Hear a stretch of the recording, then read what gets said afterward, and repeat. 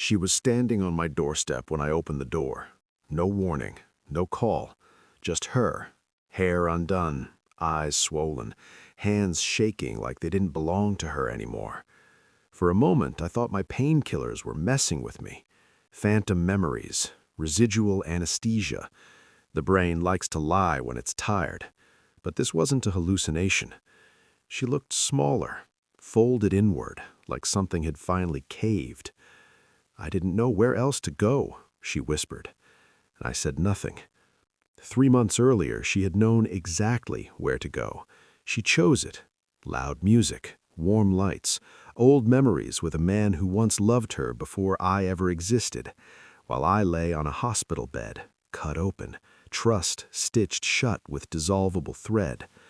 I watched her cry without feeling anything. That scared me more than her presence. I stepped aside, not to let her in, just enough to hear what she thought could still be said. Inside my chest, something cold rearranged itself. This wasn't forgiveness. This was autopsy. The day of my surgery had been quiet, too quiet. She kissed my forehead and told me she'd be busy all evening, would check her phone when she could, said it casually, like it meant nothing. And I believed her, because love trains you to. When I woke up hours later, groggy and stitched, my phone buzzed. Not from her, from a friend.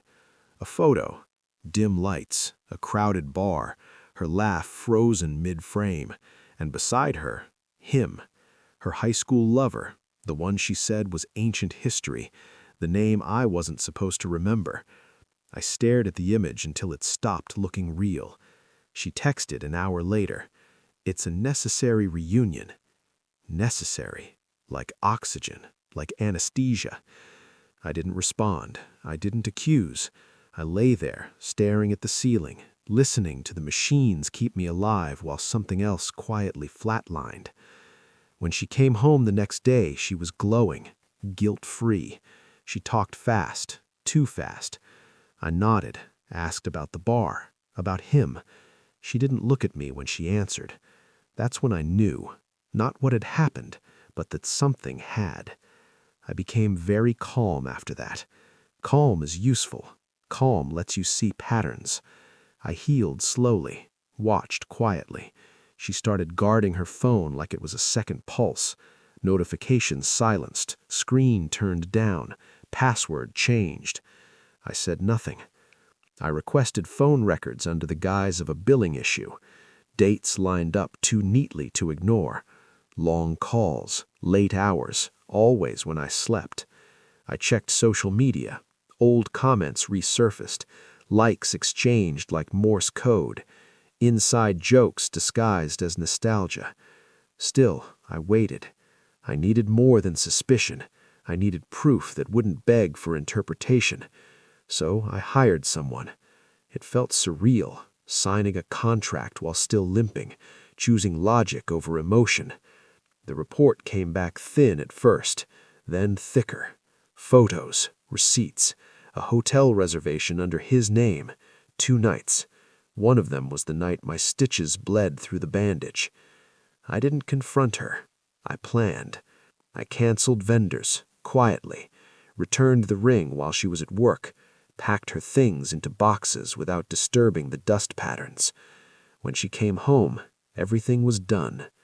She cried. I didn't. I told her the wedding was off. I told her to leave. She tried to explain. I told her explanations were for people who still had a place here. She collapsed when I handed her the folder. No words, just paper.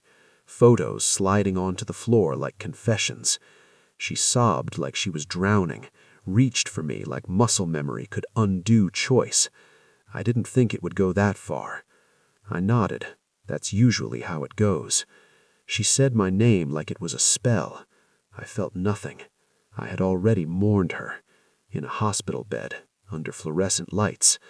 She asked how long I knew. All of it, I said, before you admitted any of it. Her face broke differently then. Not grief. Fear. She hadn't been caught. She'd been studied. I didn't yell. I didn't threaten. I simply removed myself. That was the punishment. She begged, promised therapy, transparency, anything. And I told her she'd already given me everything I needed, the truth. I watched her realize something worse than anger, that she was no longer important enough to hurt me. I closed the door, changed the locks, blocked her number, and rebuilt my life with surgical precision. Now she stood on my doorstep 3 months too late, crying like remorse was a currency. I listened, then I stepped back, not to let her in, but to close the door without saying goodbye. Some betrayals don't deserve closure. They deserve silence, and I finally had control of that.